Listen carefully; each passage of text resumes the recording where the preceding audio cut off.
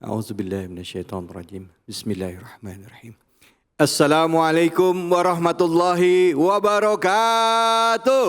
Waalaikumsalam warahmatullahi wabarakatuh. Rekan-rekan mahasiswa apa kabarnya? Alhamdulillah baik. Kok lemes banget. Rekan-rekan mahasiswa apa kabarnya? Alhamdulillah baik. Ini nggak tahu antara tegang karena muncul di TV apa memang baiknya pada baik. Baik, saya mau pantun boleh nggak? Boleh ya. Kita coba nih, bismillahirrahmanirrahim. Beri balang pecah belah di Pinang Siak. Alhamdulillah kita jumpa lagi di Cahaya Hati Indonesia. Alhamdulillah rabbil alamin. Puja dan puji kita panjatkan atas kehadirat Allah Subhanahu wa taala. Tidak lupa kita berikan salawat dan salam kita pada junjungan kita Nabi besar Muhammad sallallahu alaihi wasallam beserta keluarga, sahabat dan umatnya yang setia hingga akhir zaman. Seperti yang saya sampaikan tadi, kita hari ini kembali silaturahim dalam program Cahaya Hati Indonesia. Program yang luar biasa yang hadir setiap akhir pekan, setiap Sabtu dan juga Ahad untuk menemani Anda menghabiskan akhir pekan Anda bersama dengan keluarga dan juga menyimak kajian-kajian bersama dengan guru-guru kita yang tentunya berhubungan dengan tema yang dekat dengan keseharian kita atau tema-tema yang saat ini sedang viral. Nah, pada hari ini jadi hari yang istimewa karena kami berada di kampus yang ada gak jauh dari, sebenarnya masih Jakarta gak sih ini ya? Jakarta ya? Jakarta ya? Jakarta. Soalnya ada yang bilang, Mas ini udah Tangsel nih Mas. Ini yang kampus yang menghasilkan calon-calon pemimpin bangsa Indonesia ini ke depannya. Amin ya. Ini kami hadir di Institut Teknologi dan Bisnis Ahmad Dahlan Jakarta. Luar biasa. Dan pada kesempatan kali ini tidak hanya rekan-rekan mahasiswa yang hadir di sini, tapi juga hadir guru-guru kita yang insya Allah akan bersama-sama dengan kita memberikan ilmunya ya, yang bermanfaat buat kita. Nah, yang pada kesempatan kali ini hadir bersama kita sudah hadir. Assalamualaikum Kiai Sahdan. Gimana Kiai, sehat? Alhamdulillah sehat ya Kiai ya. Sebelah Kiai Sahdan hadir juga guru kita semua ini Kiai Haji Khalisuddin Yusa. Assalamualaikum warahmatullahi wabarakatuh Kiai. Sehat ya Kiai ya. Alhamdulillah. Ini beliau ini salah satu S1-nya ini di PT IKI ya Kiai ya. Masya Allah, ini salah satu guru besar kita juga. Tahun masuk universitas saja tahun 81, luar biasa. Izinnya Kiai ya. Kiai Khalisuddin, sebelahnya sudah ada Ustadz Inas Nasrullah. Assalamualaikum warahmatullahi wabarakatuh Kiai. Sehat Ustadz. Alhamdulillah, makasih ya guru-guru ini sudah meluangkan waktunya hadir di Cahaya Hati Indonesia.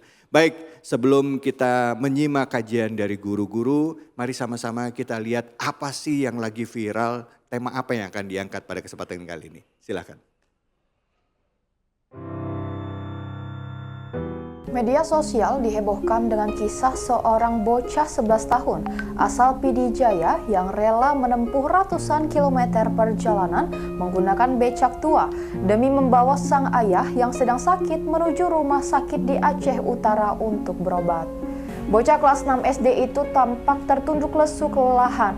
Sesekali ia termenung di atas becak tua yang telah terparkir di pinggir jalan Medan Aceh, tepatnya di kawasan Pesangan Biren. Melihat pemandangan yang menyayat hati, seorang warga setempat, Pak Yanto asal Blangme, Aceh yang kebetulan melintas lalu menghampiri becak tersebut.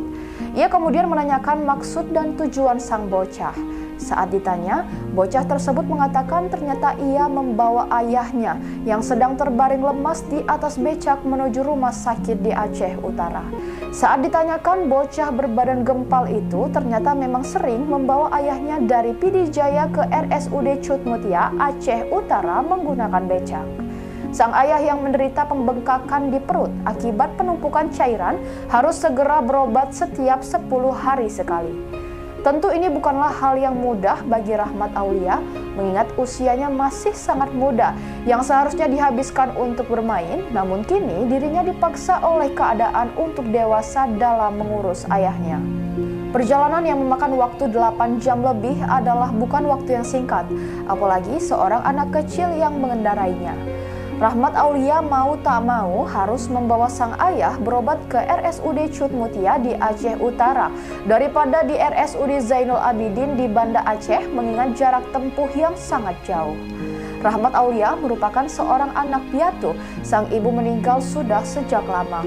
Hidup berdua dengan sang kakak yang masih duduk di bangku kelas 1 SMP tak menghentikan semangat Rahmat untuk merawat sang ayah.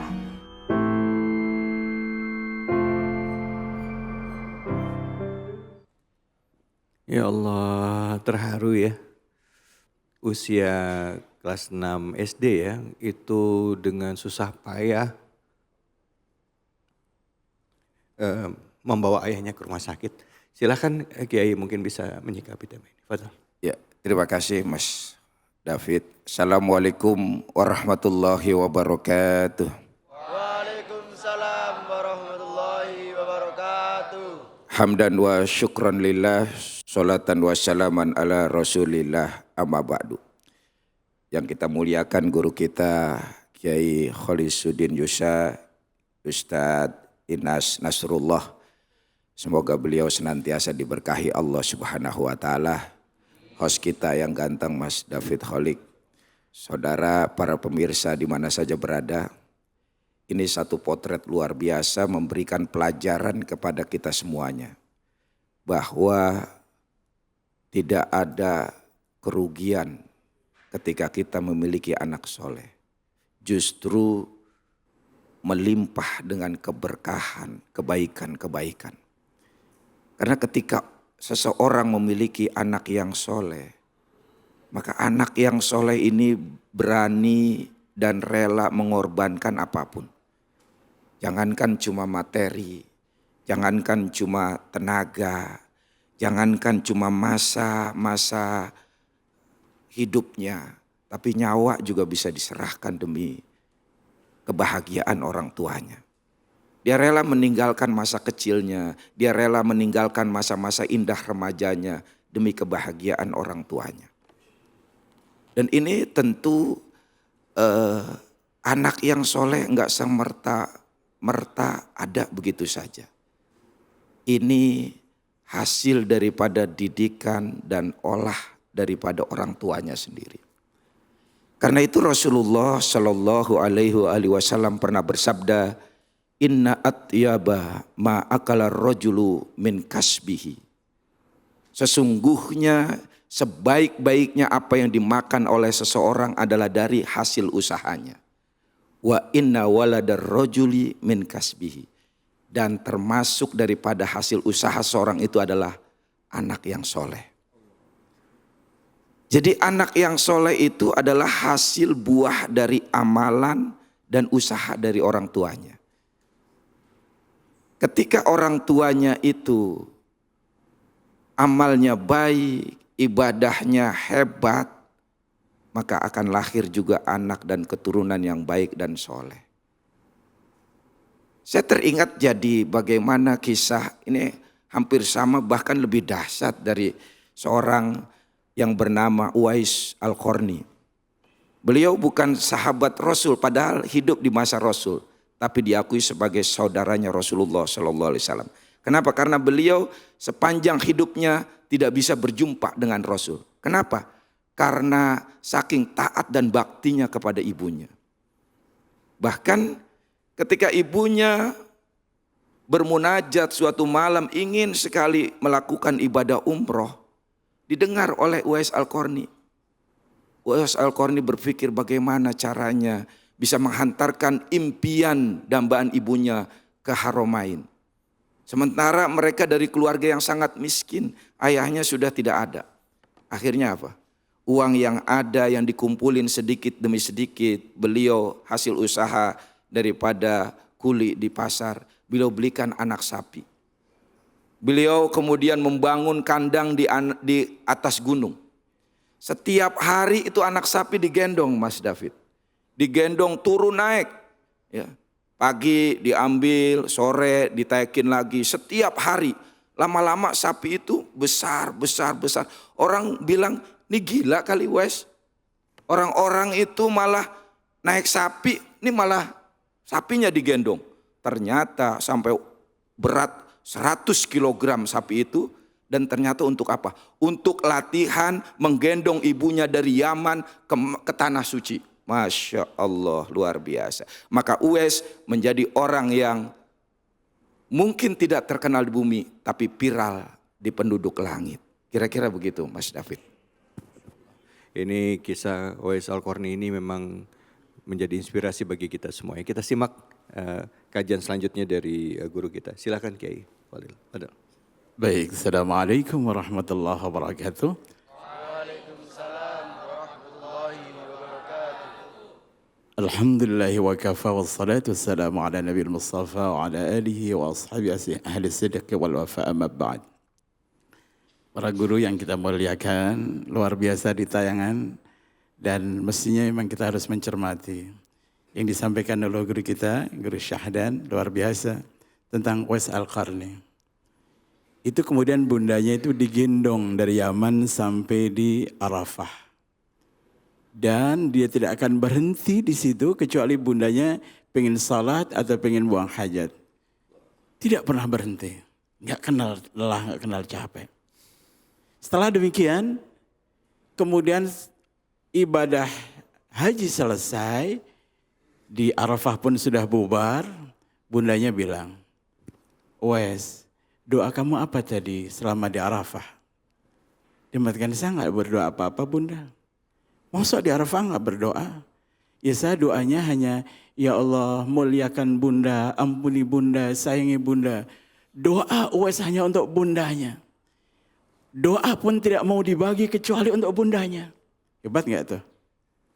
Akhirnya bunda yang mengatakan, ya jangan gitu, itu bagus untuk bunda, tapi kamu juga harus berdoa. Akhirnya Uwais pun berdoa dengan mengatakan begini, Tuhan, karena aku disuruh berdoa oleh bunda, tolong putih-putih yang ada dalam tubuhku ini hilangkan ya Allah, kecuali sebesar koin sisakan untuk sebagai tanda bahwa aku tidak protes di dalam musibah yang aku terima ini. Akhirnya pun dihilangkan oleh Allah, tanda hitam, tanda putih itulah yang dikenal oleh Umar bin Khattab. Lalu para sahabat minta doa kepada Uwais Al-Qarni karena doanya kata Nabi tidak terhijab. Tidak terhijab sampai sahabat-sahabat besar minta doa kepada Uwais karena doanya makbul. Kalian tahu? Ketika sudah seperti itu, ada yang bertanya, kira-kira Uwais ini atau orang yang jenis Uwais ini, sudahkah dia menebus sebagai birrul walidain untuk ayah bundanya? Sudah bisa mengimbangi baktinya kepada ibunya? Jawabnya masih belum. Jawabnya katanya itu baru semisal satu tendangan di dalam perut ketika dia masih bayi. Walaupun baktinya sudah seperti itu. Dari mana ngambil ayat keterangannya? Allah berfirman, wa'budullaha wa la tusyriku bihi syai'a wa bil walidaini ihsana. Sembahlah Allah, jangan engkau sekutukan dia, dan kepada ayah bundanya harus berbuat ihsan. Anda tahu ihsan apa? Ihsan adalah ibadah yang digambarkan oleh Nabi, seandainya salat kau seakan-akan melihat Allah. Apakah kita bisa ibadah melihat Allah? Gak mungkin. Yang level kedua, Allah melihat kita. Artinya ibadah ihsan yang diperintahkan untuk anak berbakti kepada orang tua seakan-akan gak terkejar oleh kita. Sekarang bagaimana kalau misalnya anak gak berbakti kepada orang tua? Allah marah, malaikat marah, kaum muslimin orang-orang saleh marah. Mudah-mudahan kita termasuk orang yang berbakti kepada kedua orang tua. Amin ya rabbal alamin. Assalamualaikum warahmatullahi wabarakatuh. Amin, amin ya rabbal alamin. Alhamdulillah, terima kasih banyak Kiai Khalizuddin. Selanjutnya persilakan Ustaz Isnas Nasrullah, silakan. Assalamualaikum warahmatullahi wabarakatuh. Waalaikumsalam Warahmatullahi wabarakatuh. Alhamdulillah, nahmaduhu wa nasta'inuhu wa nastaghfiruh. Wa na'udzu billahi min syururi anfusina wa min sayyiati a'malina, may yahdihillahu fala mudhillalah wa may yudlil fala hadiyalah. Asyhadu an la ilaha illallah wa la syarikalah wa asyhadu anna sayyidana wa nabiyyana Muhammadan abduhu wa rasuluh. Rabbi syrah li sadri wa yassir li amri wahlul 'uqdatam min lisani yafqahu qauli. Para guru yang kami muliakan, Mas David Khalik, serta adik-adik para mahasiswa dan juga pemirsa Cahaya Hati Indonesia yang berbahagia. Subhanallah, tayangan tadi adalah merupakan sebuah ibroh, pelajaran bagi kita yang tentunya dari apa yang tadi sudah disebutkan oleh para guru kita, memang sejak zaman dahulu sudah ada anak-anak yang luar biasa yang berbakti kepada kedua orang tuanya. Hal ini bukanlah suatu hal yang aneh, karena berbakti kepada kedua orang tua adalah merupakan kewajiban yang diperintahkan oleh Allah Subhanahu wa taala dan juga Rasul-Nya. Di dalam Al-Qur'an Allah Subhanahu wa taala berfirman, a'udzubillahi minasyaitonirrajim. Wa qada rabbuka alla ta'budu illa iyyahu wa bil walidaini ihsana. Wa qada rabbuka, dan Allah Subhanahu wa taala Tuhanmu menentukan atau memerintahkan agar kamu tidak beribadah kecuali kepadanya. Wa bil walidaini ihsana, dan agar berbuat baik kepada kedua orang tua. Demikian di dalam hadis banyak sekali yang menyebutkan perintah kewajiban seorang anak agar berbakti kepada kedua orang tuanya. Kalau melihat tayangan video tadi, ya seperti oleh kedua guru kita tadi, betul-betul terinspirasi bagi kita bahwa anak tadi itu adalah merupakan Uwais Al-Qarni zaman now, ya, ataupun zaman sekarang. Walaupun mungkin ya bebannya kalau dulu dengan digendong, ya kalau sekarang mungkin dengan menggunakan beca yang memang juga sudah kurang baik becanya.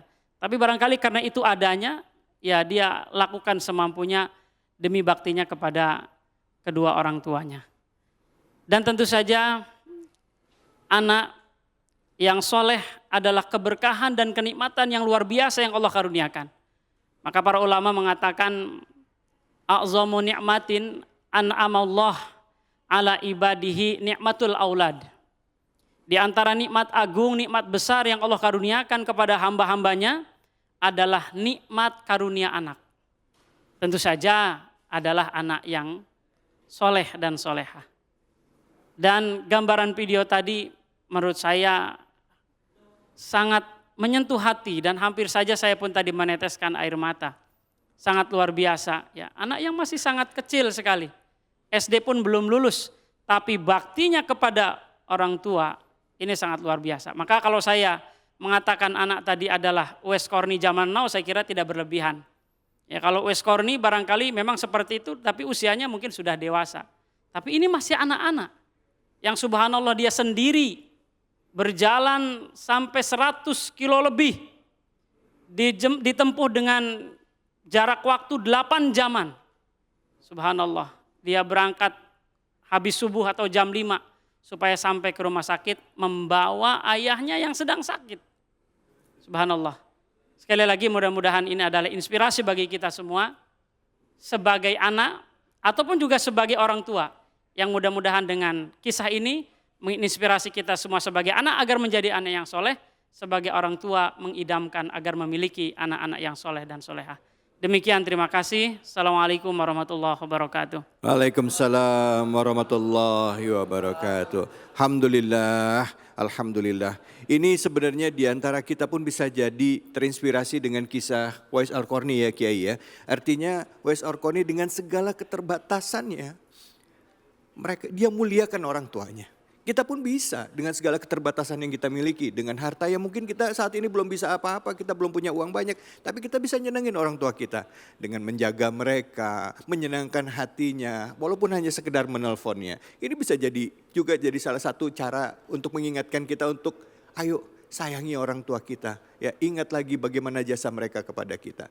Dan juga ini pelajaran juga buat sekitar ya Kiai ya, orang-orang yang ada di sekitar anak tadi, mungkin yang punya rezeki berlebih, ayo dong peduli terhadap orang saudara-saudara yang ada di sekitar.